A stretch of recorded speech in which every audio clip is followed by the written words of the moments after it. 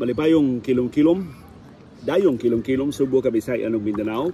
Niya ako mahimutang sa Lagun sa isla sa Sumilon. Bisag di ka mao, mga has ko sa pagbugsay-bugsay din samtang mag-asoy ta mahitungod sa gubat sa dagat. Tali sa mga katsila o sa mga Muslim. Nilungtad o gatusan kakatuigan. Actually, mga kapinduha kagatus katuig ang gubat tali sa mga Muslim o sa mga katsila. Ang Mindanao, ang dakong bahin sa Mindanao, wa gyud makuha sa mga katsila hangtod sa katapusang duha ka dekada sa pagsakop sa mga katsila dinhi sa Pilipinas. So sila mo'y katapusan na nakuha niya, gitiwas na lang sa mga Amerikanhon ang nasugdan sa mga katsila. Sa ato pa kadtong mga raids sa mga Moro, sa mga Muslim dinhi sa ato sa Subo, kabahin to sa mas dakong gubat tali sa mga katsila o sa mga Muslim dinhi sa ato sa Pilipinas, labi na sa Mindanao. Atong subayon karong hapon, nganong lungtad og kapin duha ka gatos ka tuig, dulan tulo ka gatos ka tuig ang gubat sa mga Muslim o sa mga katsila nga way klarong mananaog until the last 2 decades nga nailog yun sa mga katsila, nakatukod na gid sila og mga kuta, mga kampo dito sa Mindanao.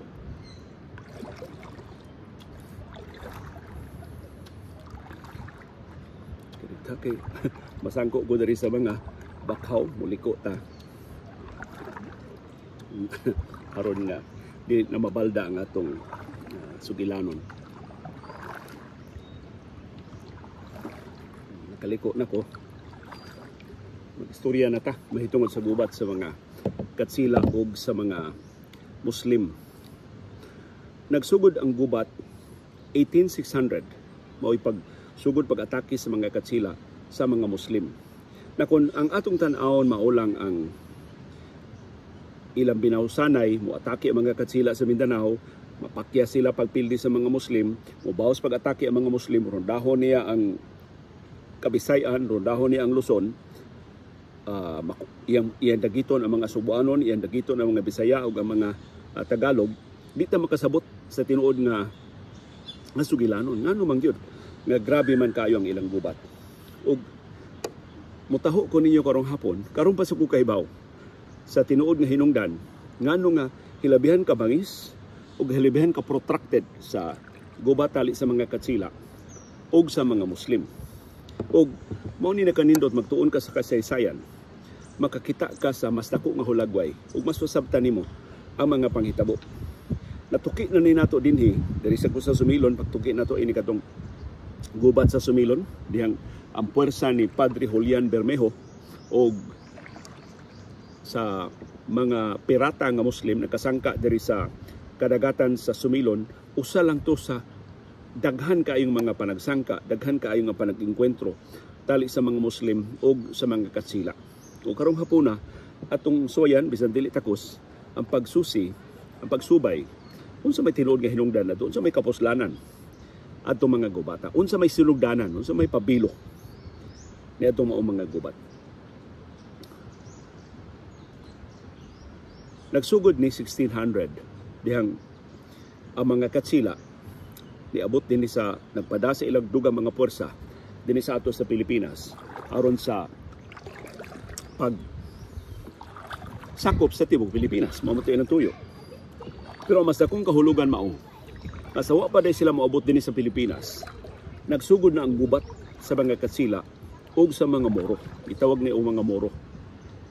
Ang kahawd sa mga katsila sa una, nga murag ang ilang feeling, sa ilang napiskan ko, actually lake ni, murag ni siya og lagoon, diri sa Sumilon, so dili ini siya dagat, murag brackish ang tubig, so para ladang lang ujutay.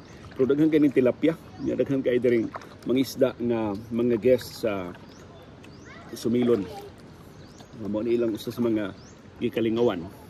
Nya ako rin tikaw-tikaw diri pamungsay kay bisan di ka mao, sila ko bugsay-bugsay dinhi samtang makarelate mo sa grabing gubat sa dagat tali sa mga katsila o sa mga Muslim. So kada nasod nga makuha sa masakmit sa mga katsila sama sa Pilipinas, ilag yun ang targeton ang mga Muslim, ang mga Moros, ang mga nagtuo og Islam. Kay gihatagan sila pagtugod sa hari sa Espanya nga ang mga Moros o ang mga Muslim mahimo nilang ulipnon, mahimo nilang pugson pag-convert ngadto sa Kristyanismo, iya ipada sa ilang mga teritoryo isip mga ulipon. So mo gibuhat sa mga katsila. So pag-abot nila din sa Pilipinas, ila din giatake ang Mindanao. Kay nakahibaw sila nga ang mga nagtuog Islam sa Mindanao mura og para nila kini potensyal ni sila nga mga ulipon, ato ni silang pandakpon, ato ni silang ulipnon aron nga makabaligya ta o doon natin magamit nga mga warm bodies. Kabot ni abot na ko sa kinatumyan, so suway ko og liko na di ko masangko dito sa Laplin, suway ko og liko ha, tuyok na ko kamo umong kumbugsay sa una dito pagkus Davao, pero kining kuwang natag practice nya doon na natin pangidaron kaliko na ko, so at least wa ko bangga, di ko mauho dali sa ubang mga turista. So ang nahitabo dito rin sila sa Mindanao, ila din giatake ang mga Muslim.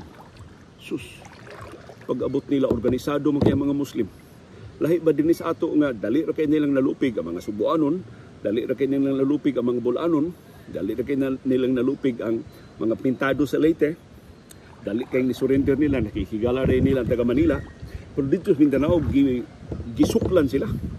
So wa sila nahimo dito sa Mindanao. In fact, pag human nila atake dito sa Mindanao nga napakya sila, nibaws ang mga Moro sa pag-atake sa Kabisayan, sa Samar, sa Leyte, sa Luzon. Gibawsan sa pag-atake sa mga Muslim. So sa usa ka tuig mo atake ang mga katsila batok sa mga Muslim, pagkasunod tuig mo bawas og atake ang mga Muslim.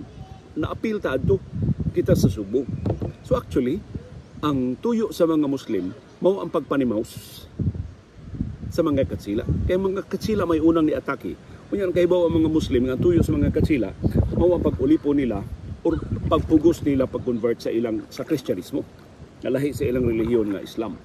So imong maingon nga dunay rason ang mga Muslim sa pagsukol, but at the same time ang ilang paagi sa pagsukol di sa bagitaw anong gianghin man nila mga Subuano, nganong ilang man tang giduhig sa ilang kumbatis mga katsila. Maybe ilang gi-equate na kita nagpa-convert sa mga katsila, so kabahin na to sa mga katsila, so may rasab ilatang ulipnon, ilatang bihagon, but at the same time doon na sila material benefits tungod sa ilang pagsigi og pamihag sa mga Bisaya, sa mga Subuanon, mga Bulanon, mga Litenyo, mga taga-Samar, mga Waray-Waray, mga Ilonggo.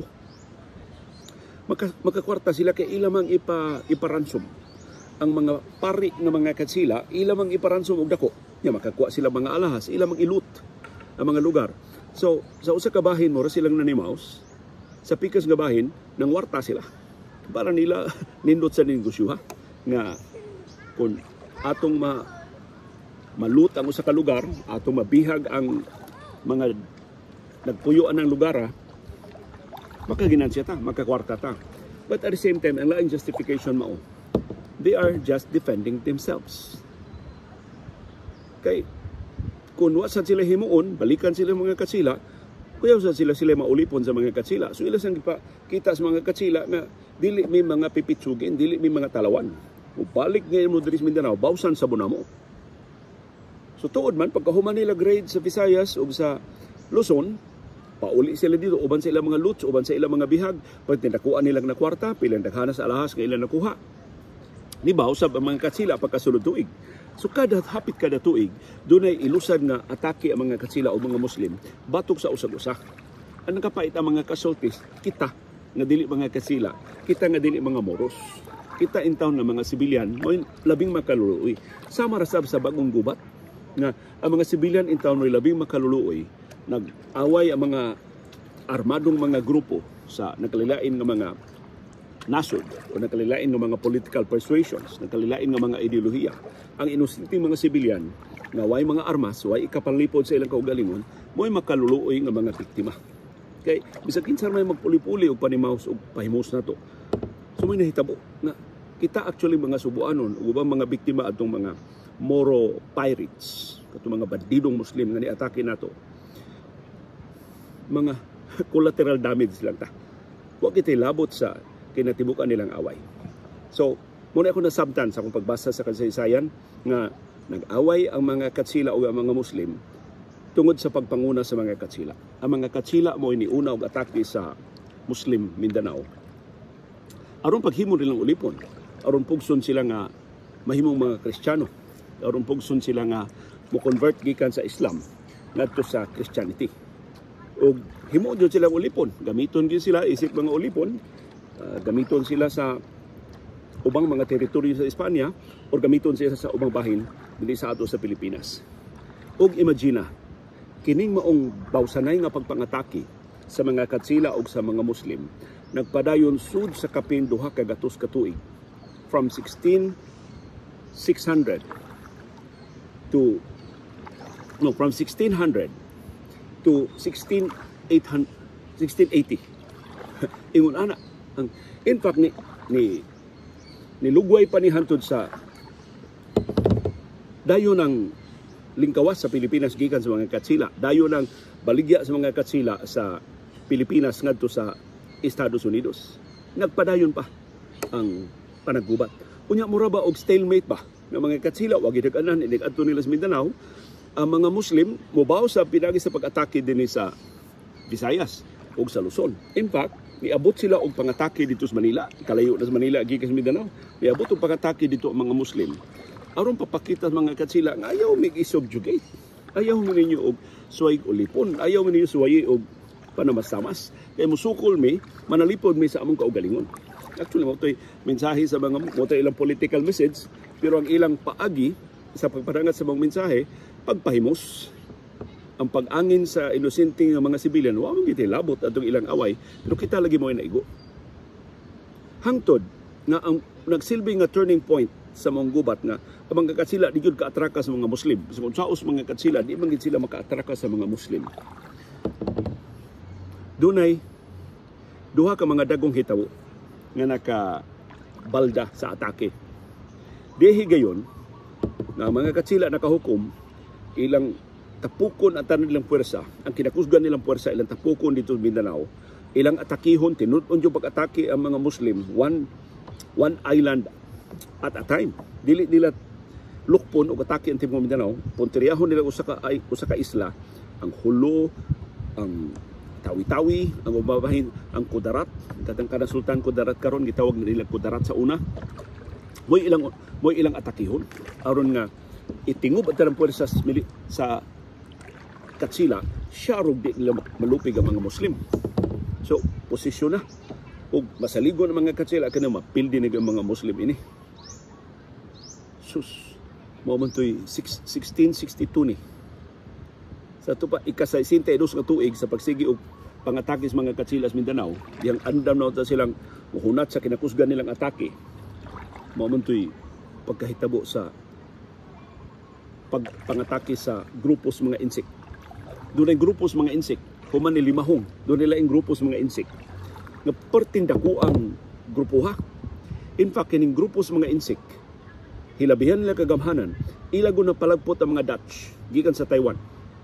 So sila yung unang ni-okupar sa Taiwan, gikan sa occupation, gikan sa mga langyaw nga Dutch, nga ilang giatake. Nga gikan sa Taiwan, nagpada sila og embahador din sa Pilipinas. Ang ilang embahador, pari nga Katoliko. Pariha sa bagong panahon, doon ay mga Katoliko nga lahi og kausa. So ang pari nga Katoliko, Pranses, ang Katoliko nga pari, ilang gisugo, ikay among representante, ingna ang Espanya, nga interesado may mukuhas Manila. So papawa, palayason sila gikas Manila, kami na mo duma sa Manila. Kundi musugot ang mga Katsila, amo silang atakihon. Ingna sila unsa kadaghan ang atong mga sundao. Gikan diri sa Taiwan, mga atake mi dito sa Manila, tan-aw na to, mahitsura ba na sila. Inig-atake na namo. So buto ilang mensahe. So sa mga Katsila, primero di sila kato, pari nga Katoliko mo'y nagpasugo og usa ka irihis. dili Kristiyano. Kaya inatanaw nito ang mga dili Kristiyano ang ilami. So nakugang ba sila nga niya? Ni paring Katoliko nagpagamit ang mga dili Kristiyano. Manghulga pa nato. But at the same time, kung tinuod ning iya nga daghan kay silang puwersa, kakuyaw kung mailog nilang Manila. Moto ang mga katsila nangutana sa Espanya kung saan man ninamo. Ang Espanya nangutana sa Vatican kung saan man inyong pari nagpabadlong man tuwa man dapig sa mga insik nga gusto mo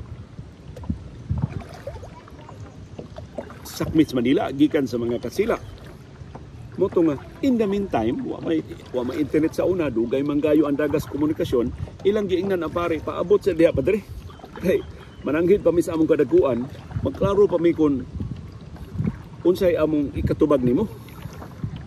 So ang pare na paabot sad kay gisugo man siya nga aron malikayan ang gubat, papahawaon palayason ang mga kasila gikan sa Manila. Kay kaniadto gud ang Punterias China, ang Manila kay mo may center of trade. Ang ila ang makontrolar nila ang sentro sa patigayon. Wa man sila ideya nga unsa kadako ang Pilipinas, unsa kadaghan ang katauhan sa Pilipinas. Ang ila unsa ra ang negosyo nga ilang makuha, ilang masakmit. So nagpaabot dito ang pari. Kadugayan ni labi ang Espanya sa Vatican nga padlungan ng inyong pari, nga naman inyong pari nga nagpagamit man ining mga insik nga gusto mo ilog sa Manila.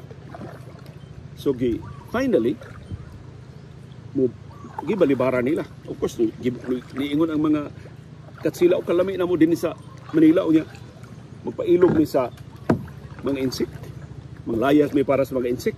So agid sila na mahawa. Moto nga ni pauli ang pari dito sa Taiwan og ni-report na mga katsila dugay kay nakatubag pero ang ilang tubag di sila mupahawa sa Manila. Kay sila na kuno mo ay nagduma sa Manila. Ay susang pangunga insik perting laguta, perti sukua. Unsa kun mauna? Atakiho na to. So, gipaandam ang ilang mga puwersa sa pag-atake. Sus, ang tapad sa mga insik na mo atake o mga katsila. Wag idaganan ang mga katsila.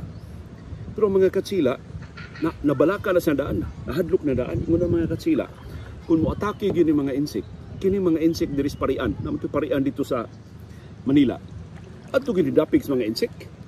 So, ang mga katsila sa pag-preempt sa nag-ung-ung pag-atake sa mga insik gikan sa Taiwan, ni palayas sa tanang mga insik gikas parian. Sus, pila to mga 15,000 mga dito ka insik dito sa parian. Ilang gipalayas. Ang mga insik gikalitan, mga negosyante biya sila. May ilang papuyo dito sa parian, arang-arang ng ilang kahintang. Anong gipalayas man sila?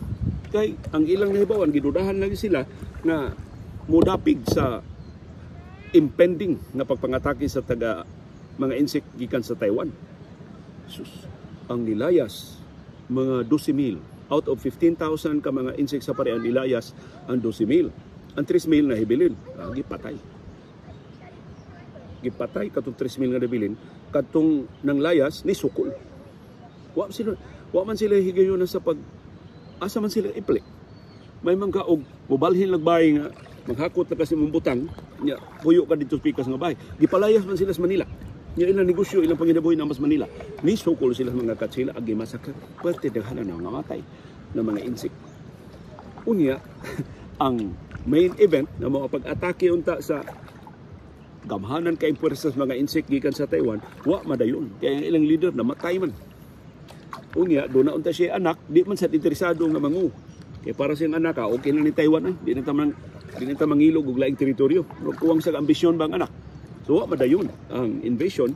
But in the meantime, ang mga puwersa sa katsila nga dito sa Mindanao, andam na ta mo atake sa mga Muslim, ilang gi-withdraw gikan sa Mindanao. O punsisok nila ilang depensa, gitingog nila ilang depensa dito sa Manila. Aron kumadayon ang atake sa mga insik, ilang masuklan ng mga insik, dili mailog ang Manila. So motoy una nga pagkabalda sa opensiba sa kampanya sa Espanya, pagkuha sa Mindanao, pagpalaya sa mga o pag-ulipon sa mga Muslim gikan sa Mindanao o dito sa Mindanao. Ang ikaduha nga pagka balda sa plano sa o sa kampanya sa Espanya batok sa mga Muslim kadtong pagkailog sa Manila. Nailog maning Manila for 18 months, dulan duha ka tuig nga nailog ang Manila sa mga British.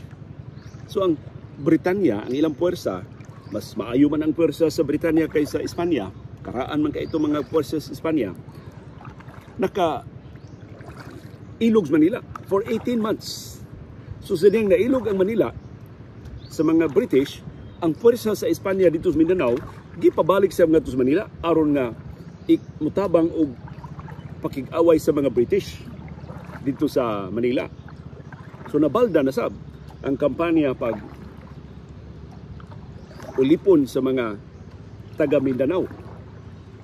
Wa madayon o nalangay ang kampanya sa mga Katsila. So mao nang duha ka mga dagkong insidente nganong nalangay protracted ang gubat tali sa mga Katsila o sa mga Muslim. But finally, ambot kung Katoliko ba ang Ginoo or tungod lang sa kahigayunan, nakabintaha ang mga Katsila batok sa mga Muslim. Ngano nakabintaha sila? Tungod sa pagkaimbento na sa steamship. Na malit og daghang kay steamship ang Espanya gikan sa Britanya. Kaya Britanya may nanghimo atong mga labing moderno nga steamships itong higayuna. So sa labing unang higayon, ang mga barko sa Espanya magagukod naman sa mga barkos Muslim. O nya, dagko na kay ilang mga kanyon, mas moderno na ilang mga armas, napil din na nila ang mga Muslim. Mautoy nahimong turning point sa gubat sa mga Katsila o sa mga Muslim mutong sa katapusang duha ka dekada sa pag-okupar sa o pag-ulipon sa mga Katsila sa Pilipinas. Ila na yung wa gyud hingpit nila mailog, wa gyud hingpit nila makontrolar, pero nakatukod na sila sa pagbalik sa Fort del Pilar dito sa Zamboanga, nakatukod na sila og kuta dito sa Cotabato, nakatukod na sila og kuta dito sa Kudarat, nakuha na nila ang Hulo, nailog na nila ang Hulo, ila nang nalupig na nila ang puwersang Muslim. Pero nahitabo na sa last 20 years, sa last 2 decades, sa kapintulo ka tuig nga pagpangulipon sa mga Katsila sa Pilipinas. So, una ang mabulukon kayong kasaysayan sa pag way kinutuban, mura og way kahumanan nga gubat tali sa mga Muslim, tali sa mga Moro sa Mindanao o sa puwersa sa mga Katsila.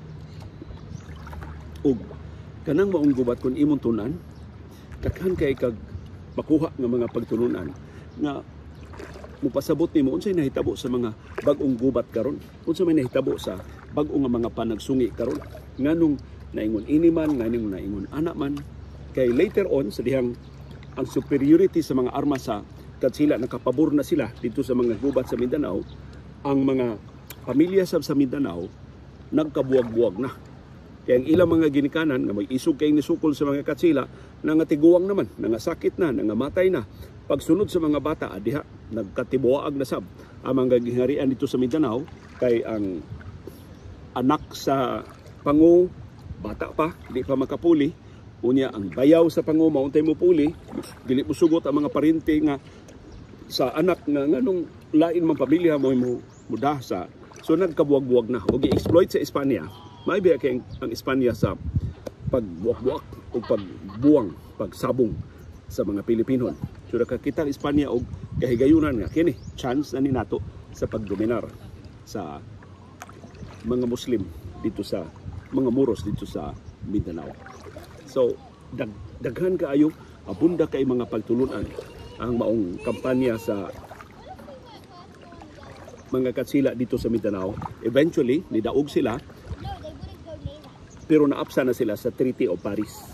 Madaugon na kayo sila sa Mindanao, ligo na kay ilang puwersa dito sa Mindanao, pero niabot na ang kauyunan nga wa mananghid nila, nagkauyo na ang Espanya ug ang Estados Unidos sa Treaty of Paris.